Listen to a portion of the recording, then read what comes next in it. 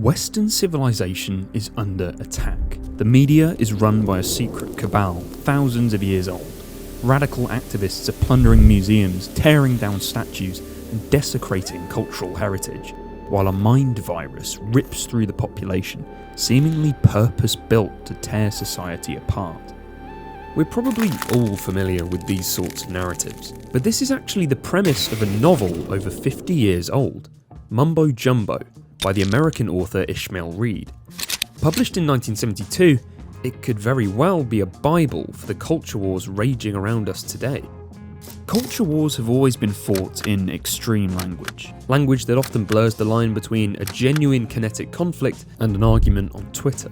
But in recent years, these debates have not just gotten louder, but stranger. We're living in an era of witch hunts, of mind viruses, Satanist cults and conspiracies. Occult symbols which haunt our discourse and sometimes lead to violent political action.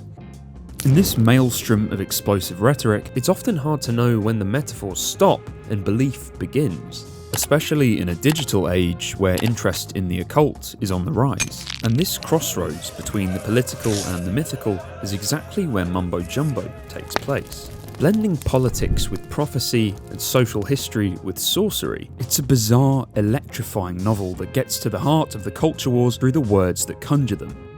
Ishmael Reed is no stranger to these battles. Over a 60-year career, he's written everything from a comedy about academic grifters to a theatrical takedown of Hamilton. But outside of the United States, you're unlikely to have heard of his cultural crusades. Because despite being counted by the critic Harold Bloom as among the Western literary canon, Reed is a writer whose methods owe as much to the occult as the cultural. Getting to grips with the complexities of history, myth, and the mechanics of the media, it's not often that you come across a novel with a bibliography. In Mumbo Jumbo, Reed shows us that to navigate the chaos of modern culture and politics, you need nonsense, witchcraft, and black magic.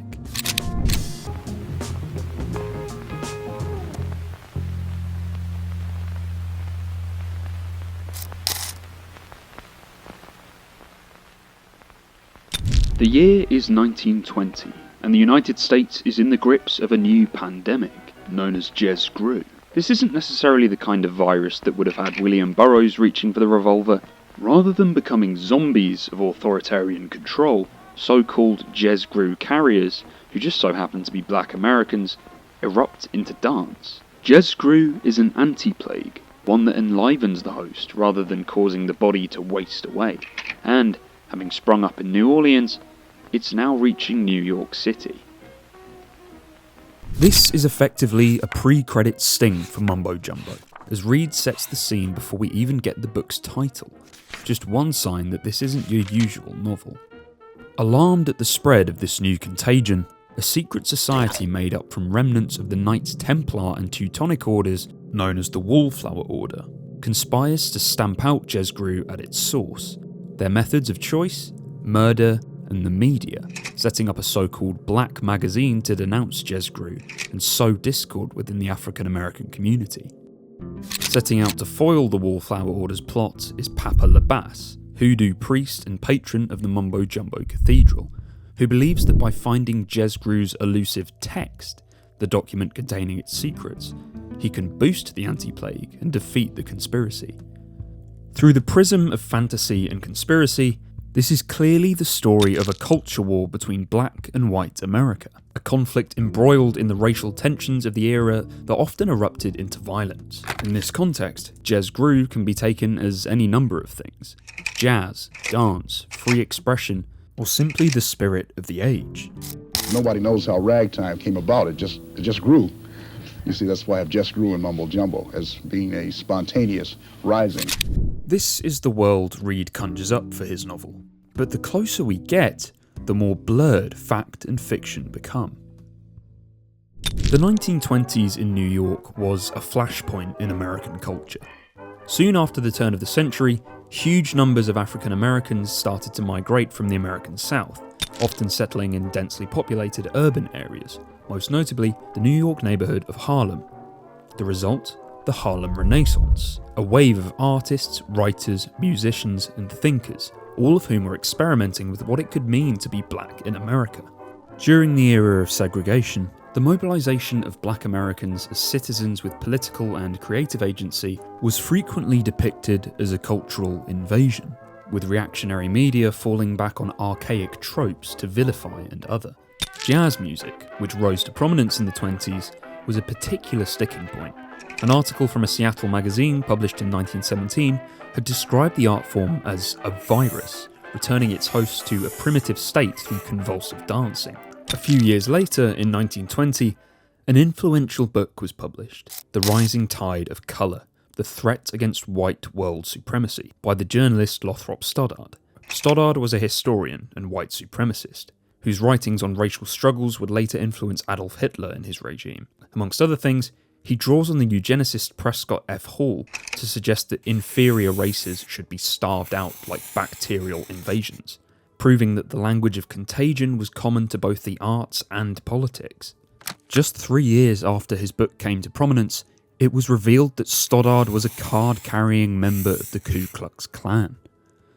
But 50 years on, when Mumbo Jumbo was published, we still see a similar response. Its first edition wryly bears the quote from a review in the Washington Post, declaring that the bacteria of the pop culture had entered the literary world. It's details like this that make Mumbo Jumbo more than just an allegory. It is, in a sense, a history of the culture, adding fictional weight to the metaphors that charged public discourse, and an incredibly polarised discourse at that.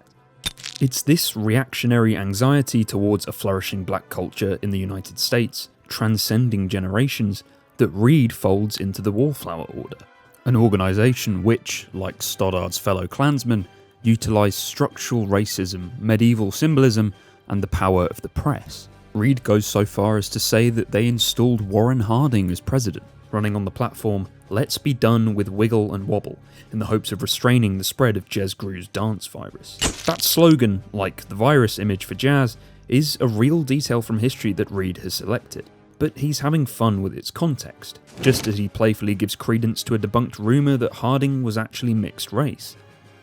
We also get a whole host of genuine historical figures making appearances, from W.E.B. Du Bois to Malcolm X. Reed often drops the guise of a narrator altogether to give us some direct social or historical commentary, sprinkling in academic quotations and even archival photos to strengthen the book's authenticity.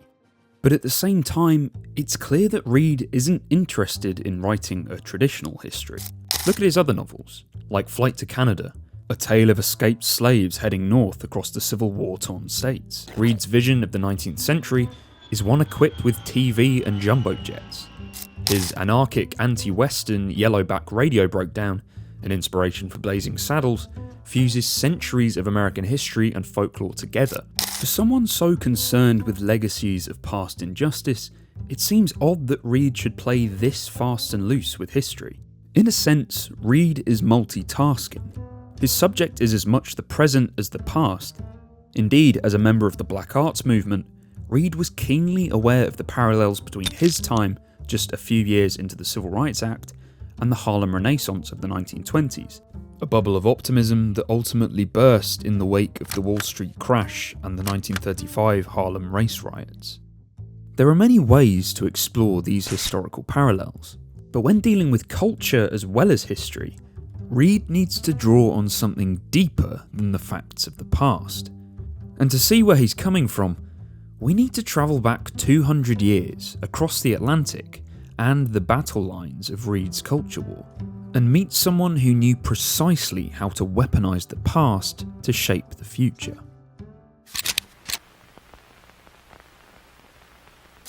Thomas Carlyle was a Scottish essayist, philosopher and historian, best known if not for his historical writings, then for his style. Where mainstream historians of his day, whom he called dry as dust, presented history in studious, detached prose, Carlyle approached the telling of the past as an epic, famously describing world history as the history of great men. In his 1843 book, Past and Present, he contrasts the medieval world of a 12th century English monastery with the spiritual emptiness of modern industrial Britain, hoping to renew the country's respect for heroic leaders. Like Reed, He resurrects the past in the present tense, dipping in and out of dramatic narrative and impassioned commentary. His style can get so over the top, full-on Carlyleese as many reviewers called it, that you're never quite sure when to take him at his word, when so much of his rhetoric depends on mythological references, often drawn from Norse paganism. His hero worship philosophy placed particular emphasis on Odin as a symbol of heroic divinity and natural power, helping to fuel a period of renewed interest in the pre-Christian legends of the British Isles. Among his anachronistic obsessions, he keeps coming back to the Norse image of Yggdrasil, the Tree of Life, as a model for the continuity between past, present, and future, with the historian functioning as the heroic prophet, devising a vision of the future with his historic insight. Carlyle and Reid are very different writers from very different worlds, but what they both teach us is that the point at which past and present coalesce in the public consciousness is myth, and this is a world of both possibility and peril. Carlyle wasn't taken wholly seriously as a historian, more of a poet if anything, but his impact on popular history was immense, and not necessarily for the better. His valorization of historical strongmen, his vocal hatred of racial minorities, and the sheer aggression of his rhetoric has led to his reassessment as a kind of proto-fascist figure. There are echoes of Carlyle in Lothrop Stoddard's white supremacist writings, particularly in the central historical role of the Great Nordic Race, his elevated term for white Europeans, for whom supporters were quick to label him a prophet. The historian, at least as embodied by Carlyle, is a mythmaker, a storyteller, as he demonstrates having a compelling legend behind our understanding of the past can make for a rich cultural narrative that extends both forwards and backwards in time, like the roots and branches of Yggdrasil. But this, to Reid, is history as it belongs to the Wallflower Order, to his adversaries in the culture war. To combat it, you need a myth of your own.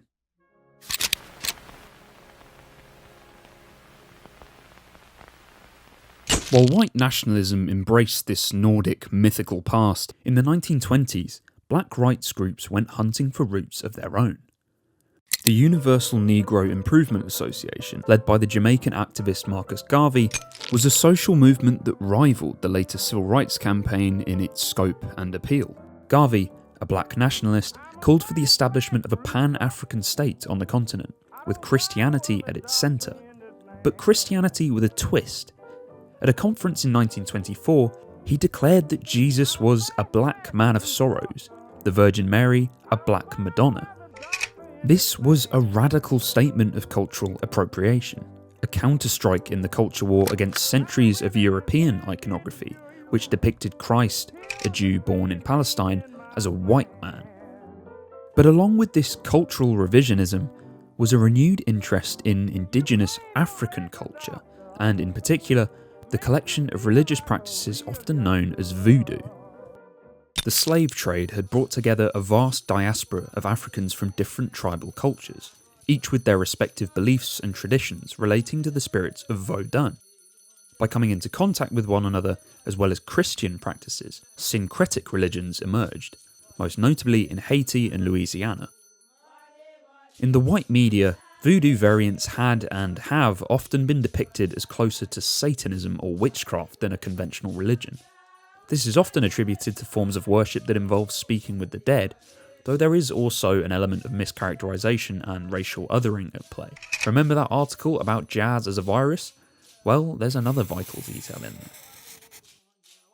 But while the mainstream media seized on voodoo as another trope in their campaign of demonization, for many black artists, this rediscovered heritage was a wellspring of creative potential.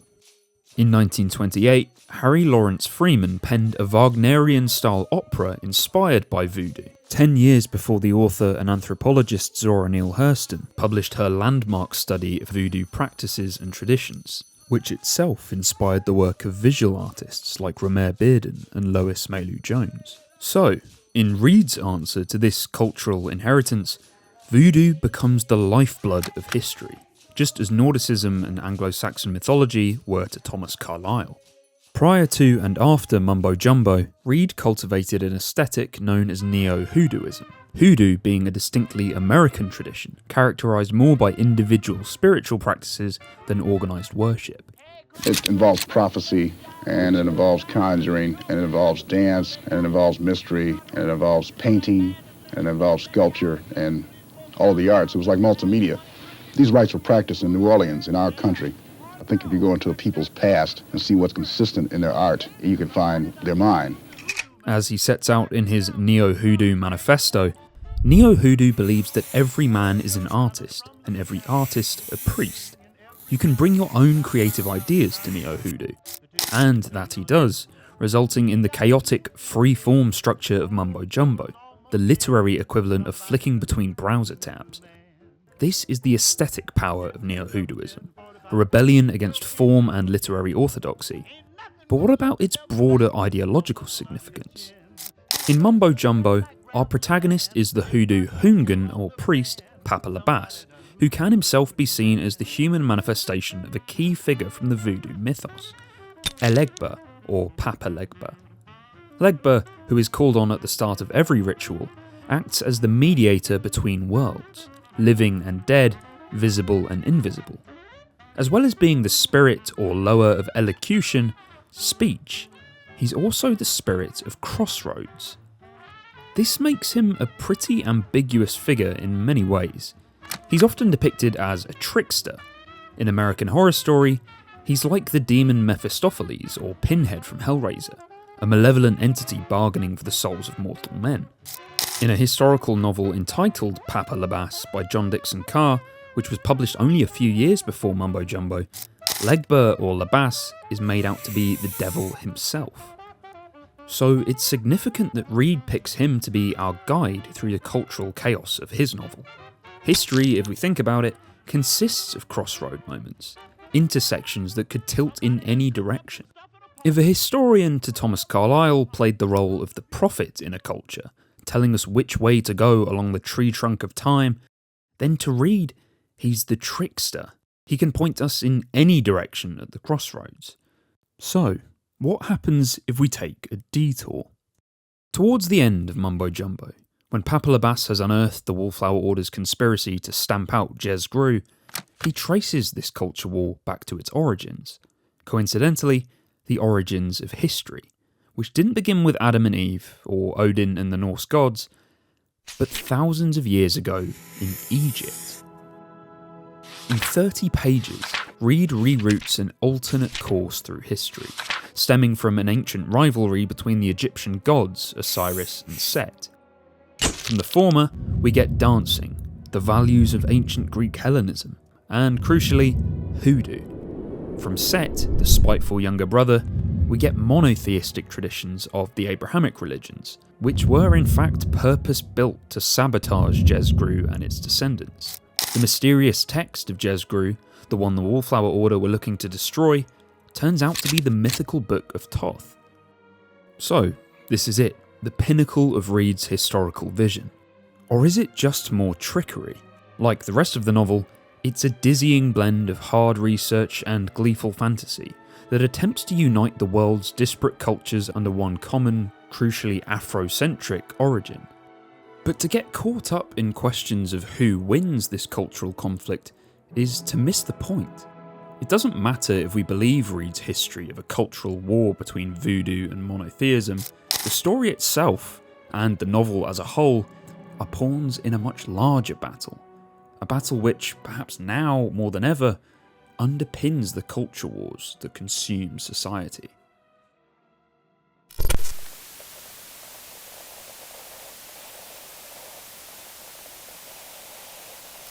Six months after the events of 9/11, the Australian historian Keith Windschuttle wrote an article framing Al-Qaeda's attacks as part of a cultural war on Western civilization, focusing on the ideological conflict between Islamist fundamentalism and the values of Western liberal democracy. This article expanded on an argument he had made several years earlier in his book The Killing of History, how a discipline is being murdered by literary critics and social theorists, which traced a global anti-Western sentiment to postmodernist academics intent on questioning the foundations of Western culture and its Eurocentric narratives of world history. It's an argument any casual spectator of the culture wars will have heard 1,000 times, with many prominent commentators having since doubled down on Windschuttle's provocative language of conflict and violence to describe the potential end of history. But for many other historians, history's demise comes in a very different form, beyond the realm of politics. History, like myth, has always been dependent on texts, both the study of historical records and the writing of histories based on these records. Even Thomas Carlyle's epic narratives come from confused paper masses and old books. But history is made differently now. Mumbo Jumbo charts a culture war fought through texts, newspapers, magazines, poems and sacred scripture, documents which reshape history before our eyes. But its own history, the one given by Papa Labas near the end, ends with the sacred text of Jez Gru, the magical words from which it gains its power, disappearing into folklore, having transcended its single textual source and become scattered throughout the culture. Luke Tredinnick, a historian of digital information and culture, suggests that in the modern age, our understanding of history as based on select authoritative texts is no longer viable. The vast quantity of information being uploaded to the internet every day is not only impossible to synthesize, but to interrogate as truthful. The end of history in this respect doesn't really have much to do with ideology, as someone like Windschuttle would argue. We've seen this recently play out in the debate on Joe Rogan's podcast between Rogan, the comedian and podcaster Dave Smith, and the conservative journalist Douglas Murray. It's a pretty long and agonising listen that doesn't just expose fault lines in the political right, but between the work of a historian and a more modern form of cultural commentator, the podcaster. Here, Murray confronts Rogan and Smith on their association with Darryl Cooper, a history podcaster whose work on World War II has been seen by many to distort the facts of the Holocaust into something approximating a revisionist narrative. Why are we even talking about this guy? Because he comes on podcasts like this. My point is, this is not a serious historian. He's not a historian. He never claims to be. He's been doing these long-form podcasts on these subjects for over a decade. Okay, nor is he doing scholarly work, nor is he working in the archives, clearly. Come on. I mean, he is not the historian of our era. He's not claiming to be. This is the thing, Joe. It's a shape-shifting thing. Comedian or historian? He's not a comedian. Historian or podcast? Would-be historian or actual historian? You say he doesn't claim to be a historian, but he's pumping out tens of hours of neither history. Does Dan Carlin. I don't think I've ever really claimed to be an expert. I have opinions on things. I know, but because I'm interested in these topics. Yeah, I know, but isn't it weird? Okay, I'm a weird guy. I tell jokes at nightclubs and then get obsessed with politics and monetary policy and okay, fine. But I just fundamentally disagree with this idea that there's an expert class. They can have opinions on all of these things. It's weird for any regular person who's just read about it. Not my view. Seems like it's what you're saying. The debate here is over who gets to describe the past and how. For Murray, it should be the historian in the vein of Thomas Carlyle, a great man well versed in texts and tradition, who can make sense of the chaos of lived experience. But Rogan and Smith, coming from the fluid worlds of comedy and new media, approach their subject matter with an attitude far closer to Reed's trickster archetype. To an extent, we all have the urge to make our own histories. And thanks to modern media like podcasting, social networks, and video platforms like the one I'm speaking to you through now, we can.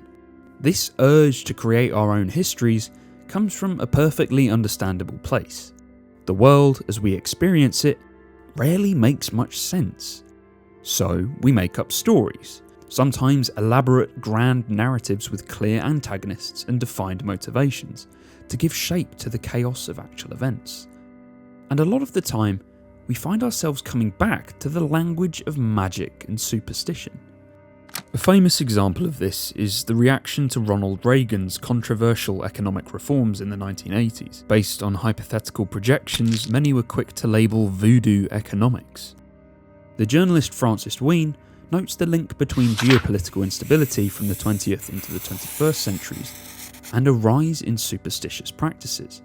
He lays this out in his book How Mumbo Jumbo Conquered the World, relying on the term's everyday sense of meaninglessness and nonsense to describe social changes which defied conventional wisdom. But for Ishmael Reed, of course, the term is loaded with power. The phrase's meaning has changed vastly over time, gaining traction in the colonial era as a way to describe West African religions and rituals, gradually being absorbed into the lexicon of racial othering. But Ishmael Reed, on the 7th page of his novel, uncovers the meaning that gives Mumbo Jumbo its essence. By uncovering the heritage of terms and words that seem meaningless to us, Reed reminds us of the fundamental truth that language doesn't just describe our world, it changes it.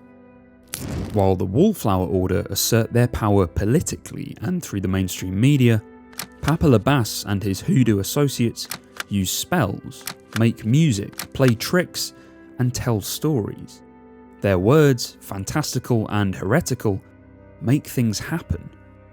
And of course, as we see in online discourse, flooded with misinformation, if something is worded strongly enough, it can have real-world consequences.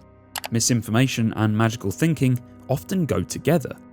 There's no end of prophecies being shared on social media or forums, from the tellings of QAnon to the yearly doomsday forecasts, some rooted in superstition, many in malice. And of course, with the magic of AI in our pockets, we need only cite the magic words to prompt something new into existence. Tools of knowledge can easily become magic wands. It was only 40 years into the existence of the printing press that a centuries-long moral panic around witchcraft, during which over 40,000 people were executed, was ignited by the publication of Heinrich Kramer's book Malleus Maleficarum. In this vein, Thomas Carlyle once again comes to mind. Alongside his mythical view of history, he believed that speech was the gaseous element out of which most forms of practice and performance condense themselves and take shape, a kind of metaphysical transformation in which powerful words become reality. Put another way, we speak things into being.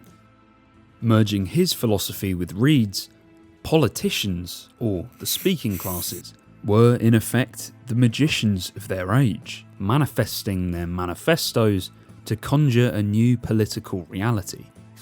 In our chaotic, divided world, it's easy to interpret the culture wars through the prism of conspiracy, of deep, covert powers meddling with our lives through the media we consume.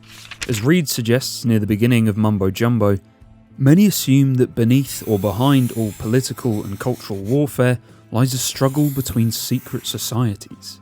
This supposes that culture is a byproduct, a realm where power is inflicted as an extension of broader conflicts from above. But there's another possibility, that the nursery rhyme and the book of science fiction might be more revolutionary than any number of tracts, pamphlets, manifestos of the political realm. Rather than just documenting and reflecting the realities of our world, these cultural texts are the spell books that conjure up new chaotic realities. It doesn't matter if what we create or consume is real. Once it takes hold of a culture, it becomes real, filtering through our lexicon, identity, sense of history, and our prejudices. Everyone with a voice is an artist. Every artist a priest, a magician. Culture may be the new battleground, but it's also the last refuge of magic and mumbo jumbo.